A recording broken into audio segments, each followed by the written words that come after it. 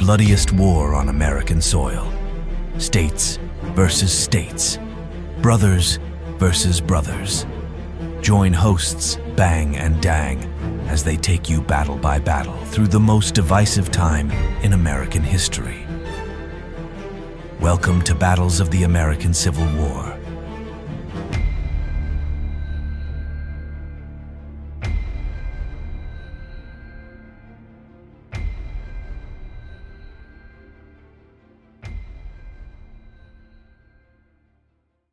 Welcome back to Battles of the American Civil War. Joe Bang and Dang, and today we got a massacre on our hands.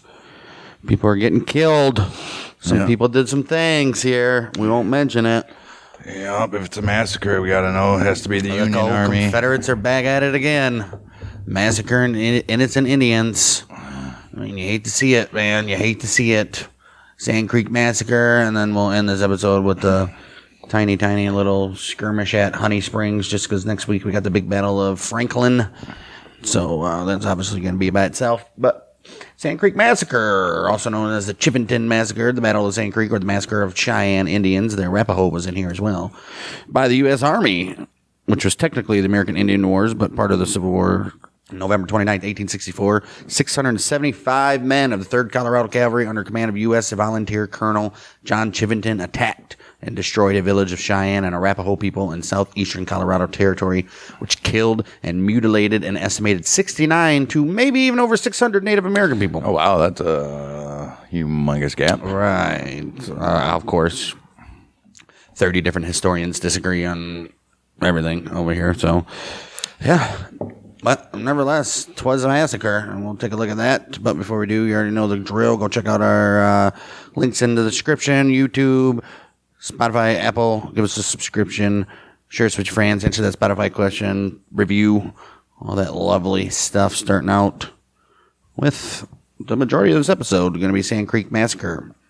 By the terms of the 1851 Treaty of Fort Laramie between the United States and 7 Indian nations, including the Cheyenne and the Arapaho, the United States recognized that the Cheyenne and Arapaho held a vast territory encompassing the lands between the North Platte River and the Arkansas River, and eastward from the Rocky Mountains to western Kansas. And they're like, we want it. This area included present-day southeastern Wyoming, southwestern Nebraska, most of eastern Colorado, and the westernmost portions of Kansas. You can't have that much land, Indians. You're not allowed. No, it would have been fine if they didn't find anything there. And because in November 1858, gold was discovered in the Rocky Mountains, Colorado, then part of the Kansas Territory. Brought on the Pikes Peak Gold Rush. Immigrants flooded across Cheyenne and Arapaho lands. They competed for resources, and some settlers, they even tried to stay. The old Colorado territorial officials pressured federal authorities to redefine the extent of Indian lands. Why? Look at that. Assholes. And in the fall of 1860, A.B. Greenwood, Commissioner of Indian Affairs, arrived at Bent's new fort along the Arkansas River to negotiate a new treaty. There's no negotiating a new treaty just because you idiots found gold. Right. That would be like when we bought Alaska from Russia and we found all the oil and shit, and Russia's like, no, let's do a new treaty or let's do a new fucking deal. Right. These are dumb. February 18th, 1861, 6 chiefs of the Southern Cheyenne and 4 of the Arapaho signed up. Well, they ended up signing it anyways. I didn't think they had a choice. Signed the Treaty of Fort Wise with the United States, in which they ceded most of the lands designated to them by the Fort Laramie Treaty. The Cheyenne chiefs included Black Kettle, White Antelope, Lean Bear, Little Wolf, and Tall Bear. The Arapaho chiefs included Little Raven, Storm, Shavehead, Big Mouth, and Niwot, or Left Hand. The Cheyenne warriors denounced the chiefs who signed the treaty and even threatened them with death if they attempted to carry out the treaty's provisions. Though the rest of the Cheyenne are like, what are you guys doing? We already signed something once. Insanity. Mm-hmm. Well, the new reserve, less than 1/13 the size of territory recognized in 1851. Jeez. It was located in eastern Colorado between the Arkansas River and Sand Creek. Most bands of the Cheyenne, including the Dog Soldiers, which was a militaristic band of Cheyenne and Lakota, that had originated in the late 1830s. They were very, very upset at the chiefs who had signed the treaty, as we said previously. They disavowed the treaty, which never received a blessing from the Council of 44. The supreme tribal authority, and refused to abide by its constraints. They continued to live and hunt in the bison-rich lands of eastern Colorado and western Kansas, and they became increasingly belligerent over the tide of white migration across their lands. I mean, I would too, because, jeez. Tensions were high, particularly in the Smoky Hill River country of Kansas, along which whites had opened a new trail to the gold fields. Cheyenne, who opposed the treaty, said it had been signed by a small minority of the chiefs without the consent or approval of the rest of the tribe. That the signatories had not understood what they signed, and that they had been bribed to sign by a large distribution of gifts. Oh, bribed maybe, for their right? lives, probably. Officials took the position that Indians who refused to abide by it were indeed hostile and planning a war. Oh, planning a war? You guys been at war with the Indians for 45 years now, Forever. 60 years. Man. Well, the Cheyenne started committing minor offenses in 1861. These offenses went unpunished and subsequently became more significant. Well, see, that was... The desire for war was so strong with the Cheyenne that Agent Laurie urged Governor John Evans to treat the Cheyenne anew in 1863. All right, we'll wipe the slate clean. Start over. Right. As agreed, Governor Evans went out to meet with the chiefs, but they didn't even show up to the appointed place. The old governor sent his guide, Elbridge Gerry, out to try to find the chiefs. Well, he returned 2 weeks later saying that a council had been held wherein the chiefs decided not to even meet with you, governor. Bull Bear, he offered to meet with the governor, but his warriors would not even allow it. Wow. At the end of 1863 and in the beginning of Kind of 1864. the end of chiefs now then, right? Jeez. Right, like what are they for? What is the chief? About the beginning of 1864, word was received that a coalition was formed among the Plains tribes to drive the whites out of the country.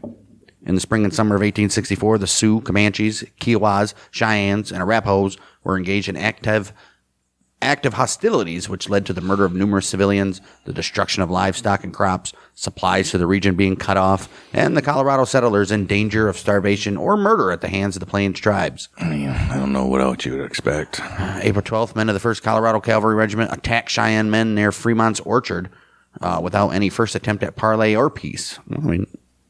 You guys are murdering people. Right. 13th April. I think all bets are off at this point. Right. 13th April, a herdsman working for Irving Jackman and Company.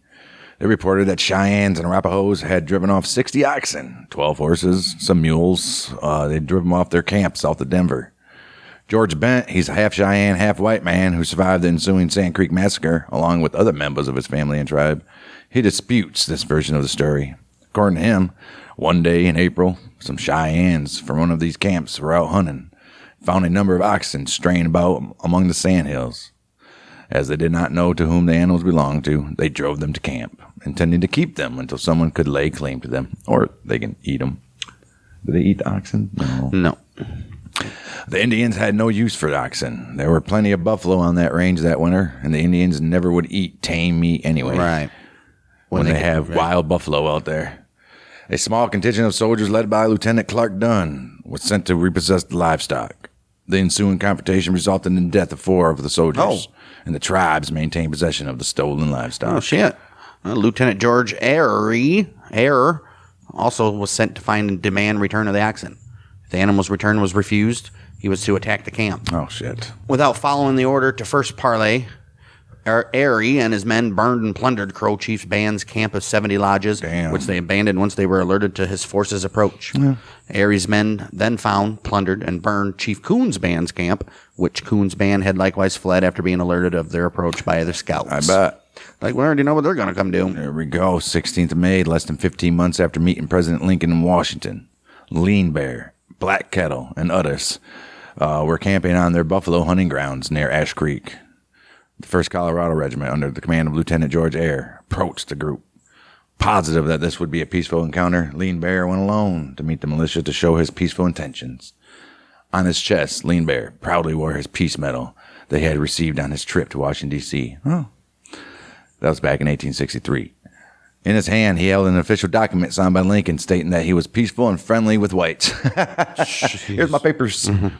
What Lean Bear did not realize was Eyre's troops were operating under orders from Colonel John Chivington to, quote-unquote, kill Cheyennes whenever and wherever found. Oh, jeez. Eyre ordered his men to shoot Lean Bear, who was wounded and fell off his horse. He was then shot repeatedly by the soldiers as they rode past his body on the ground. Jeez. Newspaper reports and books from the era report that Cheyenne warriors attacked settlers and committed a number of atrocities in the summer of 1864, which included the June 11th Huntgate Massacre. Is this afterwards? Yeah. The beginning of the American Civil War in 1861 led the organization of military forces in Colorado Territory. Pissing these mofos off. However, the attention of the federal government was firmly fixed on defeating the old Rebs. As a result, there was no significant military protection of wagon trains, settlers, settlements, communication lines, and supply wagons in this very region. Well, of course, fuck all your regular citizens, Well, it's not even the United States. Still your citizens. By the summer of 1864, nearly every stage was being attacked. Immigrants. That is the United States. Not really. No, wasn't it? I guess there. Louisiana Purchase was already there. Right. Yeah, it was just a territory, but it wasn't a state. Still Union. It was free land, open land. Supposedly. Immigrants were being cut off. Settlements were being raided. The settlers abandoned their farms and ranches and began seeking refuge in major settlements such as Denver. His coordinated attack was carried out August 8th, 1864, where all the existing stage lines in the region were attacked. Between August 11th and September 7th, Governor Evans sent multiple letters to Secretary of War Edward Stanton in an attempt to furnish military aid, but Stanton was unable to pull the 2nd Colorado Volunteers, who was led by Colonel Ford, off of the Eastern Civil War front. As a result of the repeated calls for aid, authorization was granted to call up 100 days men to form the 3rd Colorado Volunteers. Like, get up some volunteers up here. They're only there for 100 days, though, so you better do what you're going to do. Right. 1864, before the events of the Massacre of Sand Creek, there were 32 Indian attacks on record. These resulted in the deaths of 96 settlers, 21 being wounded, 8 being captured. Between 250 and 300 head of livestock stolen. 12 wagon trains and stagecoaches attacked, robbed, or destroyed, and 9 ranches and settlements raided. Exact numbers unknown, but it is likely higher. I would assume so. George Bent, dog soldier in Black Kettle's camp, wrote about going on wagon train raids. And he said this: Cheyennes made good many raids towards Denver. Okay. All right, George Bent. June 15th, 1864, Major T.I. McKinney, Assistant Adjutant General of the Department of Kansas, warned his superior, General Samuel Ryan Curtis, that a few more reckless murders of Indians by the volunteers risked uniting the various tribes into a general war against the U.S. Army. He says, I think if great caution is not exercised on our part, there will be a bloody war. It should be our policy to try and consolidate them, guard our mails and trains well to prevent theft, and stop these scouting parties that are roaming over the country who do not know one tribe from another, and who will kill anything in the shape of an Indian. Right, you can't do that. It will require but few murders on the part of our troops to unite all these warlike tribes of the plains who have been at peace for years and intermarried amongst one another. Right. I do wish that some prudent, good man could be placed in command of the troops along the roads from Smoky Fork on the Leavenworth Road to Walnut Creek, and from Cow Creek through to Fort Lyon on the Kansas City or Old Santa Fe Road. Major T.I. McKinney. So he's open for, hey, man. He's right. He's like, all these tribes have already been suppressed by us once. Right, geez. And they're probably going to form against us, so let's just keep encroaching on them. Well, the conflict between the Indian settlers and soldiers in Colorado continued. The tribes would make war during the spring and summer months until food became difficult to obtain. The tribes, they would then earnestly seek to make peace during the winter months. Oh, wow. They would stock up on supplies, arms, and munitions until fairer weather would return and the war could be commenced anew. It's like, all right, let's do it this time, especially in the plains. It's going to be some rough winters. And the stupid United States is like, okay, right, we'll have peace for the winter. July 1864, Colorado Governor John Evans sent a letter to the Plains Indians inviting those who were friendly to go to a place of safety at Fort Lyon on the Eastern Plains, where their people would be given provisions and protection by the United States troops. The letter itself was dated June 27th, 1864. Okay, so it didn't get to him until July, but all right. It was not until 3 months later, September 28th, that the Cheyenne came to Denver to have peace talks with Governor Evans. At this conference, the chiefs were told by Governor Evans that peace was not possible at this point, and that whatever peace they make must be with the soldiers and not with me. Oh. Yeah, they already got their mindset. They're killing you guys. All right. At this council, White Antelope said that he feared the soldiers might kill some of his people while he was there. Right. Governor Governor Evans told him that there was great danger of it. You're probably right. And then he told White Antelope that one of the military chiefs, Colonel Chivington, was present and could tell the tribes what was necessary to secure peace. Right. So, fuck you, Governor. You have no authority. Governor Evans made clear that the purpose of the letter was not to even extend peace, but rather it was an attempt to bring in the Indians who were friendly and were exposed to repudiation by the other tribes as a result. The messages given by the white negotiators at the September 28th meeting were highly contradictory. On the one hand, Governor Evans told the chiefs, "The time when you can make war best is in the summer. When I can make war best is in the winter. You, so far, have had the advantage. My time is coming." Oh. Geez, Governor. That's a lie. Okay. On the other hand, Colonel Chivington told the assembled chiefs that if they sought peace, they should come to Fort Lyon and be under the protection of Major Wynkoop. Right. 652 Arapahoes led by Chief Little Raven appeared at Fort Lyon beginning around November 6, 1864, and were subsisted there by Major Anthony, who would replace Wynkoop. Uh-oh. Later, when 600 Cheyenne appeared at the fort in a similar manner, they were turned away and denied subsistence by Major Anthony. Oh, come on, guys. You guys see...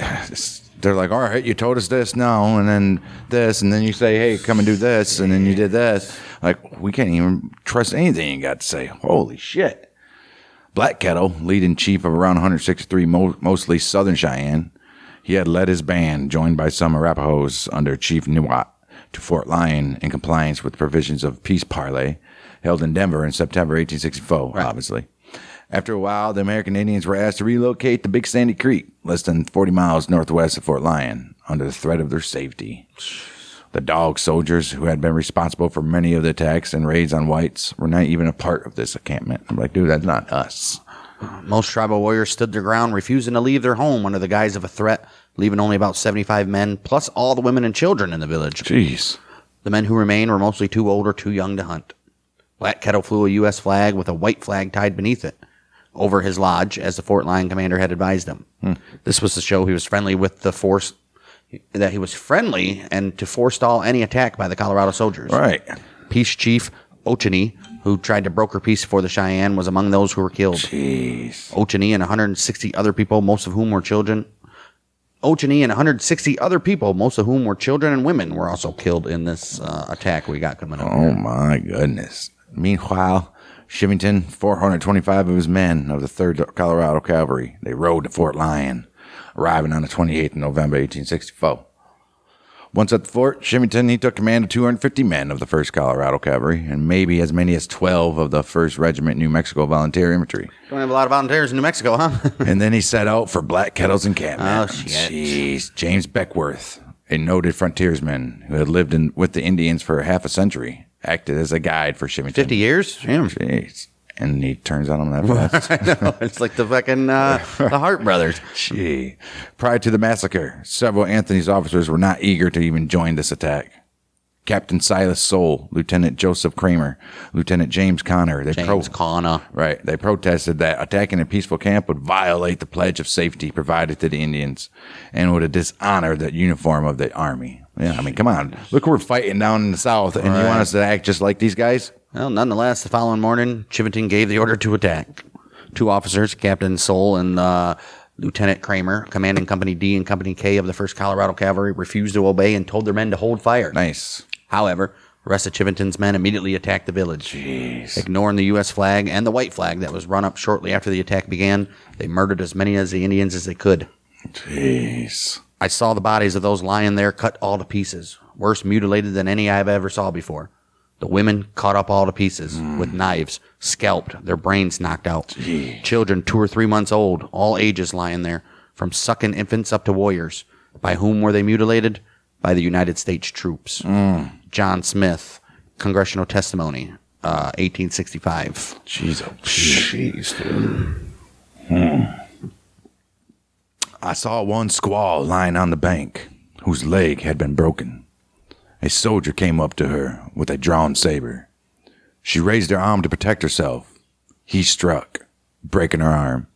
She rolled over, raised her other arm. He struck, breaking that arm, and then left her without even killing her.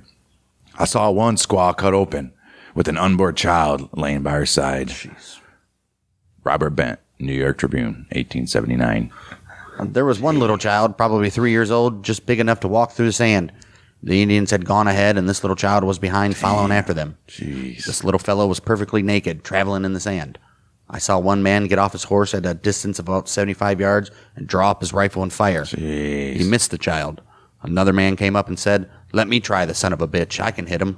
He got down off his horse, kneeled down, and fired at the little child, but he missed him. Jeez. A third man came up and made a similar remark and fired, and the little fellow dropped. Jeez. Major Anthony, New York Tribune, 1879. Man, that's ridiculous. Fingers and ears were cut off the bodies for the jewelry they carried. The body of white antelope, lying solitarily in the creek bed, was a prime target. Besides scalping him, the soldiers cut off his nose, his ears, and also his testicles. They did that for a tobacco pouch. Ew. Said Stan Hoig, no year. Freaking white antelope. You're using somebody's nutsack for your tobacco. That's disgusting. Okay. Well, Kit Carson, isn't he like a popular Maybe. frontiersman? Kit Carson said to Colonel James Rusling, "Jizz to think that dog Chivington and his dirty hounds up there at Sand Creek, his men shot down squaws and blew the brains out of little innocent children. You all sick soldiers Christians, do ye? And Indian savages? What dare yer suppose our Heavenly Father, who made both them and us, think of these things? I tell you what, I don't like a hostile redskin any more than you do. And when they are hostile, I fought 'em hard as any man. But I never yet drew a bead on a squaw or a papoose, and I despise the man who would." That's crazy, dude. Jeez, Yeah. oh, Pete, man, this is... Well, the natives, lacking artillery, they could not even make much resistance. Some of the natives cut horses from the camp's herd and fled up Sand Creek or the nearby Cheyenne camp on the headwaters of the Smoky Hill River. Others, including the half-Cheyenne, half-white trader George Bent, he fled upstream and dug holes in the sand beneath the banks of the stream. They were pursued by troops and fired upon, but many survived. Cheyenne warrior Morningstar said that most of the Indian dead were killed by cannon fire, especially those firing from the south bank of the river at the people retreating up the creek. Ooh. Jeez, just ridiculous. Well, in testimony before a congressional committee investigating the massacre, Chivington claimed that as many as 500 to 600 Indian warriors were killed. Historian Alan Brinkley wrote that 133 Indians were killed, 105 of whom were women and children. Yeah. White eyewitness John Smith reported that 70 to 80 Indians were killed, including 20 to 30 warriors, which agrees with Brinkley's figure as to the number of men killed. George Bent, who was in the village when the attack came and was wounded by the soldiers, gave two different accounts of the natives' loss. So why would you give two? Well, on the 15th of March, 1889, he wrote to Samuel Tappan that 137 people were killed, 28 men, 109 women and children. However, on the 30th of April, 1913, when he was very old, he wrote about 53 men and 110 women and children were killed and many people wounded. Although initial reports indicated 10 soldiers killed and 38 wounded, the final tally was 4 killed and 21 wounded in the First Colorado Cavalry, 20 killed or mortally wounded and 31 other wounded in the Third Colorado Cavalry, adding up to 24 killed and 52 wounded for the U.S. D. Brown wrote that some of the Chivington's men were drunk and that many of the soldiers' casualties were due to friendly fire, most likely. But neither of these claims is supported by Gregory Meeknow or Stan Hoig in their books devoted to this very massacre. We always know they pick and choose what they want to write. Well, before Chivington and his men left the area, they plundered the teepees and took the horses. After the smoke cleared, Chivington's men came back and killed many of the wounded. They also scalped many of the dead, regardless of whether they were women, children, or infants. Chivington and his men dressed their weapons, hats, and gear with scalps and other body parts, including human fetuses and male and female genitalia. They also publicly displayed these battle trophies in Denver's Apollo Theater and area saloons. 3 Indians who remained in the village are known to have survived the massacre: George Bent's brother, Charlie Bent, and 2 Cheyenne women who were later turned over to William Bent. According to the Western author and historian Larry McMurtry, the son of Chivington scout John Smith by an Indian mother, that's who he was born to, he was in the camp, survived the attack, and was executed afterwards. Oh. Wow. Damn. The Sandy Creek Massacre resulted in heavy loss of life, mostly among Cheyenne and Arapaho, women and children. The hardest hit by the massacre were the Watapiu, which was Black Kettle's band. Perhaps half of the Hevitanu were lost, including the chiefs Yellow Wolf and Big Man. You know what a big man? The Oivamana, led by War Bonnet, lost about half their number. Jeez. There were heavy losses to the Hisio Metiano, which is Ridgemen under White Antelope. And we know what happened to White Antelope. Chief One Eye, he was killed, along with many of his band. The Sutai clan and the Hevquinkpahis clan under the chief Sandhill experienced relatively few losses. The Dog Soldiers and the Massacre, who by that time had allied together, they were not even present at Sand Creek. They weren't stupid.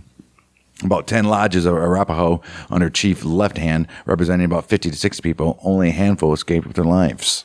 Jeez. After hiding all day above the camp in holes dug beneath the bank of the Sand Creek, the survivors there, many of whom were wounded, moved up the stream and spent the night on the prairie. Trips were made to the site of the camp, but very few survivors were found. After a cold night without shelter, the survivors set out toward the Cheyenne camp on the headwaters of the Smoky Hill River. All right. They soon met up with other survivors who had escaped with the part of the horse herd, some returning from the Smoky Hill camp where they had fled during the attack. They then proceeded to the camp where they received assistance. Oh, that's good for them. Good job, guys. The massacre disrupted the traditional Cheyenne power structure because of the deaths of 8 members of the Council of 44. Jeez.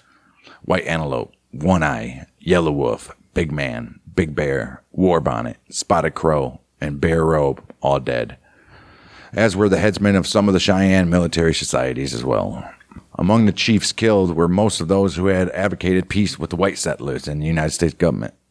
Because he already knew what was going to happen, but they didn't, and it happened anyway.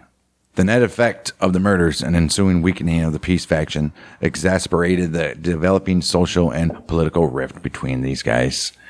Traditional council chiefs, mature men who sought consensus and looked to the future of their people and their followers, were opposed by the younger and more militaristic Dog Soldiers because they ain't stupid. Beginning in the 1830s, the Dog Soldiers had evolved from a Cheyenne military society of that name into a separate band of Cheyenne and Lakota warriors. They took as their territory the area around the headwaters of the Republican and Smoky Hill rivers in southern Nebraska, northern Kansas, and the northeastern Colorado Territory. Okay. By the 60s, as the conflict between the Indians and encroaching whites intensified, the Dog Soldiers and military societies within other Cheyenne bands countered the influence of the traditional Council 44 chiefs who, as more mature men, took a larger view and were more likely to favor peace with the whites. Right. Yeah, it's just like you see in the movies. Right. You gotta keep your head still, young one. Right. They're like, no, we must fight. No, you're a weak old man. Being a coward. Right. Jeez. To the Dog Soldiers, Sand Creek Massacre illustrated the folly of the peace chiefs' policy of accommodating the whites through treaties such as the First Treaty of Fort Laramie and the Treaty of Tweedy, and then the Treaty of Fort Weiss. They believed that their militant position toward the whites was justified by the massacre. Mm-hmm. The events at Sand Creek dealt a fatal blow to the traditional Cheyenne clan system and the authority of its council of chiefs. Yeah, there's no more chiefs. It had already been weakened by the numerous deaths due to the 1849 cholera epidemic, which killed perhaps half the southern Cheyenne population, especially the Massacre and the Octaguna bands. It was further weakened by the emergence of the separate Dog Soldiers band. So, I mean, there's nothing left. Jeez. After the brutal slaughter of those who supported peace, many of the Cheyenne, including the great warrior Roman Nose, and many Arapaho joined the Dog Soldiers. I bet. They sought revenge on settlers throughout the Platte Valley, including an 1865 attack on what became Fort Casper, Wyoming. Oh. Following the massacre, the survivors reached the camps of the Cheyenne on the Smoky Hill and Republican rivers. The war pipe was smoked and passed from camp to camp among the Sioux, Cheyenne, and Arapaho warriors in the area. January 1865, they planned and carried out an attack with 1,000 warriors on the stage station and fort, then called Camp Rankin, at present-day Julesburg, Colorado. They got 1,000 of those. You guys are pissed. This was followed by numerous raids along the South Platte, both east and west of Julesburg, and a second raid on the town of Julesburg in early February. The bulk of the Indians then moved north into Nebraska, on their way to the Black Hills and the Powder River country. Black Kettle, he continued to speak for peace. He did not even join the second raid or in the journey to the Powder River country. He left the camp, returned with 80 lodges to the Arkansas River to seek peace. Oh my gosh, what is your problem? This guy's like, oh, man, there's still time for peace. Well, initially, the Sand Creek engagement was reported as a victory against a brave and numerous foe. Within weeks, however, witnesses and survivors began telling stories of a possible massacre. Several investigations were conducted, 2 by the military and 1 by the Joint Committee on the Conduct of War. The panel declared, "As to Colonel Chivington, your committee can hardly find fitting terms to describe his conduct. Wearing the uniform of the United States, which should be the emblem of justice and humanity, right, holding the important position of commander of a military district, and therefore having the honor of the government to that extent in his keeping, he deliberately planned and executed a foul and dastardly massacre which would have disgraced the veriest savage among those who were the victims of his cruelty." Exactly. Jeez. Having full knowledge of their friendly character, having himself being instrumental to some extent in placing them in their position of fancied security, he took advantage of their inapprehension and defenseless condition to gratify the worst passions that ever cursed the heart of man. In conclusion, your committee are of the opinion that for the purpose of vindicating the cause of justice and upholding the honor of the nation, prompt and energetic measures should be at once taken to remove from office those who have thus disgraced the government by whom they are employed, and to punish, as their crimes deserve, those who have been guilty of these brutal and cowardly acts. Damn. Statements taken by Major Edward Wynkoop and his adjutant substantiated the later accounts of survivors. Well, these statements were filed with his reports and can be found in the official records of the War of the Rebellion, copies of which were submitted by as evidence in the Joint Committee of the Conduct of the War and in separate hearings conducted by the military in Denver. Lieutenant James D. Cannon describes the mutilation of human genitalia by the soldiers. He says men, women, and children's privates cut out. That's ridiculous. I heard one man say that he had cut a woman's private parts out and had them for exhibition on a stick. Oh, my. I heard of one instance of a child, a few months old, being thrown into the feed box of a wagon, and other being carried some distance, left on the ground to perish. I also heard of numerous instances in which men had cut out the private parts of females and stretched them over their saddle bows, and some of them over their hats. Oh, my. Dude. They're taking their... Jeez. That is fucking... Wow. During these investigations, numerous witnesses came forward with damning testimony, almost all of which was corroborated by other witnesses. One witness, Captain Silas Soule, who had ordered the men under his command not to even fire their weapons, he was murdered in Denver just weeks after offering his testimony. "Before I got into the creek, there were troops upon both sides firing across. It was unsafe for me to even take my command up the creek." That's what Soule testified. He only testified about his concern for crossfire, but he never testified that he refused to fight. Well, he probably didn't want to get murdered, but I got murdered anyways. Right. However, despite the Joint Committee on the Conduct of the War's recommendation, no charges were brought against those who committed the massacre. Bullshit. Chivington was beyond the reach of Army justice because he had already resigned his commission. The closest thing to a punishment he suffered was the effective end of his political aspirations. A monument installed on the Colorado... Fuck him, hang him. Right. A monument installed on the Colorado State Capitol grounds in 1909 lists Sand Creek as one of the battles and engagements fought by Colorado troops in the American Civil War. 2002, the Colorado Historical Society, authorized by the Colorado General Assembly, added an additional plaque to the monument, which states that the original designers of the monument mischaracterized Sandy Creek by calling it a battle. Definitely not a battle. Right. Jeez. After the actual details of the massacre became widely known, the United States federal government sent a Blue Ribbon Commission whose members were respected by the Indians, and the Treaty of Little Arkansas was signed in 1865. It promised the Indians free access to the land south of the Arkansas River, excluded them from the Arkansas River north to the Platte River, and promised land and cash reparations to the surviving descendants of Sand Creek victims. Oh, did they do it? However, the treaty was abrogated by Washington less than 2 years later. All major provisions were ignored, and instead the Medicine Lodge Treaty reduced the reservation lands by 90%, located in much less desirable sites in Oklahoma. Fucking gold. Later government actions further reduced the size of the reservations.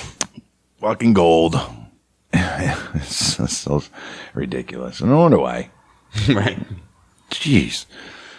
A site on Big Sandy Creek in Kiowa County is now preserved by the National Park Service. The Sand Creek Massacre National Historic Site was dedicated on 28th of April 2007, almost 142 years after the massacre. American Field Battle Trust and its partners preserved 640 acres of Sand Creek and decided it to be a National Historic Site. The precise location of the National Park Service Historic Site is disputed by Chuck and Mike Bowen, in their self-published book. Who cares? According to the National Park Service, the Indians were camped below the bluff of today's historic site, and they did not even see the soldiers coming, which is probably true. Yet, no period artifacts have been found below that bluff, though, whereas over 4,000 artifacts have been found starting about 2 miles up the creek from the national site. Okay. From the site on private property belonging to the Bowen family. Oh. It is there where Black Kettle and the Indians were camped. Yeah. According to George Pent, the Indians saw the soldiers coming from miles away. Okay. That's why the chief got up and... Right. Or was that separate? Yeah, it was a separate one. Little Bear got up early in the morning and crossed the dry creek bed to get his horse. From a high hill, he looked south towards the Fort Lyon Trail and saw approaching soldiers that looked like a long black line on the horizon. Oh, man. He already knew. He was like, man. Yeah, they're coming. Jeez. An exhibit about Sand Creek titled Collision, the Sand Creek Massacre, 1860s to today. It opened in 2012 with the new History Colorado Center in Denver. The exhibit immediately drew criticism from members of the Northern Cheyenne. April 2013, History Colorado agreed to close the exhibit to public view while consultations were made with Northern Cheyenne people. Consultations. Right. Yeah. Consultations. December 3rd, 2014, Colorado Governor John Hickenlooper. He formally apologized to descendants of Sand Creek massacre victims gathered in Denver to commemorate the 150th anniversary of the event. Nobody apologized for 150 years. Oh, Hickenlooper, he stated, "We should not make fun of my last name or be afraid to criticize and condemn, of which is inexcusable. On behalf of the state of Colorado." How about on behalf of the United States government? Right. I'd like to apologize. We will not run from this history. All right. 2015, construction of a memorial to the Sand Creek Massacre victims began on the Colorado Capitol grounds. October 2022, it was announced that almost 3,500 acres would be added to the National Historic Site to preserve for the tribes. Oh. Cheyenne and Arapaho tribes are excited to see the additional 3,478 acres to the Sand Creek Massacre National Historic Site, which is providing security for the protection of our sacred site, said Cheyenne and Arapaho tribes Governor Reggie Wasana in a statement. President Biden's Secretary of the Interior, Deb Haaland, announced of the preservation. "It is our solemn responsibility at the Department of the Interior as caretakers of America's national treasures to tell the story of our nation." Okay. The events that took place here forever changed the course of the Northern Cheyenne, Northern Arapaho, and Cheyenne and Arapaho tribes as a whole. The Sand Creek Massacre has been depicted or referenced in multiple works by a variety of media. Oh. It's been portrayed in several Western movies, including Tomahawk, 1951, Massacre at Sand Creek, 1956, The Guns of Fort Petticoat, 1957, Soldier Blue, 1970, The Last Warrior, 1970, Young Guns in 1988, Oh, yeah, that's right. and Last of the Dog Man in 1995. Little Big Man in 1970, a much more famous and successful movie, has an early scene of the Sand Creek Massacre. Mm-hmm. The Dustin Hoffman character saves a Cheyenne woman given birth after watching her husband killed by the white soldiers. He then returns to his old tribe with her and takes her as his wife. Oh. The massacre is also referenced by Trevor Slattery in Iron Man 3. Okay. Plus, there's been numerous books, TV shows have done little episodes on it as well, so I'm sure you can find something out there. But, wow. Yeah, that's not a good look for the old U.S. of A. Sure ain't. I'd like to end it right there, but unfortunately, we got this little small battle we got to get through above Honey Hill real quick, and then...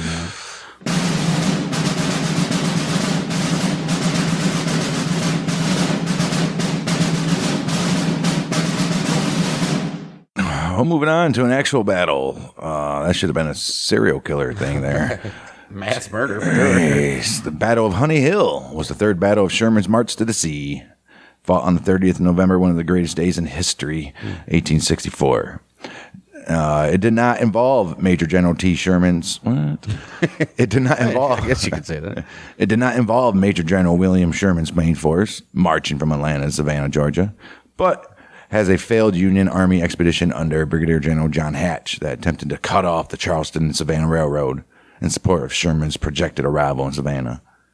Hatch's expeditionary force left Hilton Head, South Carolina, for Boyd's Neck on November 28th. It consisted of 5,000 men, 2 brigades of the Coast Division of the Department of the South, 1 naval brigade, and portions of 3 batteries of light artillery. Well, they steamed up the Broad River in transports to cut the Charleston and Savannah Railroad near Pocataligo. Due to a heavy fog, the troops were not disembarked from the transports until late the following afternoon, and Hatch immediately started forward to cut the railroad near Granville. However, the expedition maps and guides proved worthless, and Hatch was unable to proceed on the right road until the morning of November 30th. Oh, no. At Honey Hill, a few miles from Granville, he encountered a Confederate force of regulars and militia under Colonel Charles Colcock, who, with a battery of 7 guns, had a battery of 7 guns across the road. Uh-oh, here we go. Determined attacks were launched by United States colored troops, including a brigade led by Alfred Hartwell. That included 54th Massachusetts and the 55th Massachusetts. Fantastic. The position of the federal force was such that only one section of artillery could be used at a time, and the old Rebs were too well entrenched to be dislodged. Fighting kept up until dark, when Hatch, realizing the impossibility of successfully attacking or even turning the flank of the enemy, he withdrew to his transports at Boyd's Neck, having lost 89 men killed, 629 wounded, 28 missing. The old Rebs, they lost 8 killed, 39 wounded. Captains George Gurrod and Thomas Ellsworth, as well as First Lieutenant Orson Bennett, they were awarded the Medal of Honor. Why? Their Union. 2001, another medal was awarded to then Corporal Andrew J. Smith. Good for them. And that's the that's the failure by Hatch over at Honey Hill. So, yeah, there you go. Massacre. Wow. Jeez. And, of course, nobody gets charged for it. Nobody got hanged, whatever you want to say. Wow. That's worse than anything the old Rebs done. Well, I don't know about that. Man, it is. It's sad. It was pretty sick, though. It was pretty sick, Chubbs. Yeah. So with that, I guess we'll leave you with that. Right. Give you something to think about tonight. Next week, we'll have the Battle of Franklin, which is one of our last 2 big battles of 1864. Actually one of the biggest battles of the whole war. Right. So we'll have that next week. And then, we'll be moving on to December-ish. Crazy stuff. We're already at 1865. It's almost over for us. Tis it is. Well, at least the war part. Yeah. With that, go check out our YouTube, Apple, Spotify, all that good stuff. Subscribe. Give us a review. Share us with your friends. Answer that Spotify question, and we'll be back next week for more Battles of the American Civil War. We are the Month of Michiganders. Bang, dang, bang, dang.